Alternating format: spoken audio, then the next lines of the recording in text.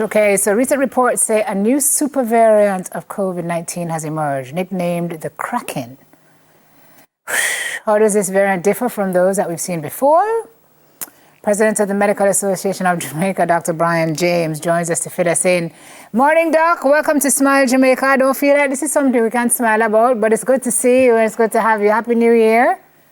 Good morning. Happy New Year. It's always good to smile, whatever is happening. Yes, this is true. This is a fact. So, Doc, what's going on with this Kraken? Yeah. This is like a crackhead version of COVID.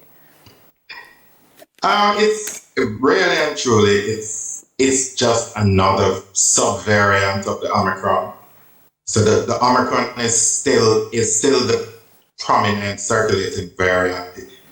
There have been changes in it. There are hundreds of subvariants. The Kraken is just the latest one. What is notable about it is that it is the most transmissible. It's the most contagious of all the Omicron subvariants that have been discovered so far. Which makes it super contagious. Right, it is super contagious. Omicron was already very contagious. This is apparently a lot more contagious. Why do they call it the Kraken? Say that again. Why do they call it the Kraken? It's just a nickname. I'm not sure why they called me Brian or you Dale. It's just a name. I'm a flower. There you go.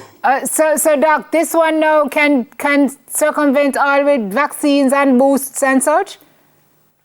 It is unclear right now exactly what level of immune escape it is going to exhibit.